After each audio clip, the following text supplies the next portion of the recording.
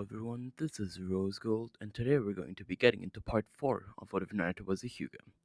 As always, like, subscribe, and join the Discord, but now let's get straight into part 4. This time I'll actually implement a like goal, that being 5 likes for part 5, so be sure to hit that.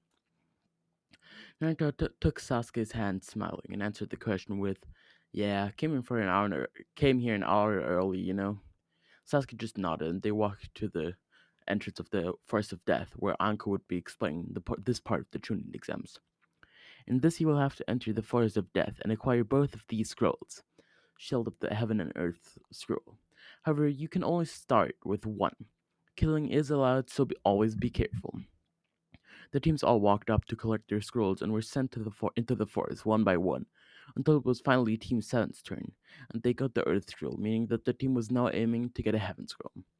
Sasuke, Sakura, and Naruto instantly jumped into the forest after getting it. They were serious about it, and anyone who was watching them could tell, as suddenly Naruto activated his Byakugan to look for some teams, and his eyes locked with the chakra signature. It wasn't anyone he knew, as he could almost tell them all apart by chakra system now, so Naruto gave them the go-ahead and they ran toward the team of Genin.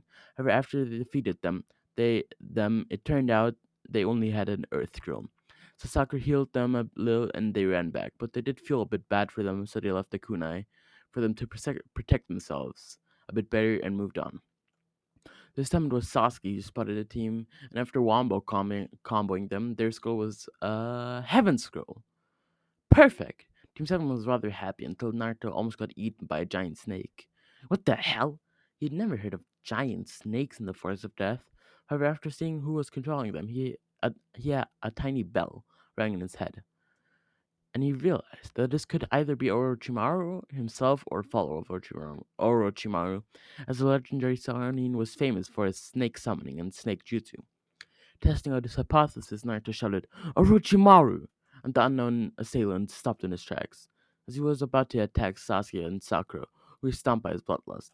But he didn't look around for Orochimaru, but stared at Naruto and his snake, where Orochimaru stood over, and Naruto was stunned as well, until suddenly Naruto was bitten on the neck, leaving a curse mark. However, Naruto's face was suddenly covered in red bubbles, and the curse mark disappeared. What the? Orochimaru was stopped right before finishing his sentence by a punch in the stomach by Naruto, who was now fully covered in the Nine-Tailed chakra, who, while he did not like Naruto, hated Orochimaru more, so he decided that even Naruto's own chakra would loosen up the seal and would have the disgusting curse mark disappear. Orochimaru was knocked back, but as he was one of the literal Sanin, he easily stood up. As a hit like that, while very powerful, didn't do as much damage to a being like him, but he still feared the full power of the Nine Tails, so he strengthened up the seal with a five-pronged seal until his neck stretched out very far and bit Sasuke right on the neck, leaving another curse mark. But he was slightly disappointed that he wasn't even able to get the Hyuga Brat. Naruto's face was a good amount more red, as the curse mark had its side effects, as when the Nine-Tailed chakra mixed had his face almost burning with pain, as the mark where the curse mark laid before was now fully red, but the curse mark was slowly returning, but then removing itself again. Was that curse mark going to disappear or not? You'll have to tell me in the comments. As Naruto stumbled over to the now passed out Sasuke, he picked him up and they still had both scrolls, so he used all his leftover energy and chakra, actually managing to come out on in about 30 minutes or anything. So he actually held one of the fastest records, but that was also because the ninth chakra was still giving him a slight boost. And that boost made him a lot faster, so he just managed to make it. However, he passed out as he had to carry both Sakura and Sasuke to get the best time possible. Sakura was now the only one who wasn't passed out, and as she opened the scroll, suddenly Kakashi popped out. Congratulations, you passed the second stage. He cut himself off as he stared at Sasuke and Naruto, who were both passed out, and Naruto looked like he was in a lot of pain. We need to bring them to a hospital now. Kakashi picked them both up and went full speed to the hospital, where Naruto quickly recovered, as he was just in some need of chakra, really. However, Sasuke was still passed out, as the curse mark left a very hard impression on him, and he had to stay another day. Naruto needed to relax a bit, as he had about a week until the next part of the Chunin exam started, so he went to the hot springs, where he would meet someone very important to his life in the future. As the brown-haired boy walked into the male area, he saw only one other person there. It was a grown up man with white hair who Naruto asked, "Let me get a look." As the man was staring through a man made hole into the woman's area, the man, who turned out to be Jiraiya, one of the three legendary Sani, laughed and let the younger boy look a little as well. The two had a rather good time until they were thrown up by the cleaning lady, who had seen the two, clad by towels, men staring at the ladies with a hard hit from her broom. As the two were thrown out, they laughed until realizing that they knew of each other. Jiraiya realized the boy resembled his student, who had left the boy as his nephew. And Naruto realized it was Jiraiya, who was one of his heroes, so they both blurted out, "Naruto, Jiraiya?" Told Jiraiya told Naruto to follow him as he brought him to a table in a field where he started to explain how he thinks that Naruto might be worth training, but he didn't tell him anything of his family. Of course, this made Naruto very happy as he was about to ask Jiraiya to train him, so this was absolutely perfect. Jiraiya stood up and told Naruto, "Well, we can't just slack around, can we?" He, he heard that student exams started and it looks like you're taking part in it. Let's work on some more chakra control first.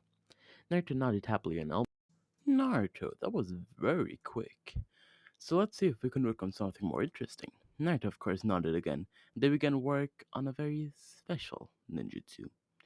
We skip ahead about a week or so. Naruto has got a good grasp on the new jutsu, however, he wasn't able to use it as well as he used it in the original series, although in that he had a month as he had learned it a bit later, but it was still a good start. So when Naruto headed off to the next part of the Chunin exams, he was very confident that he would win, and it would turn out that confidence was not at all misplaced.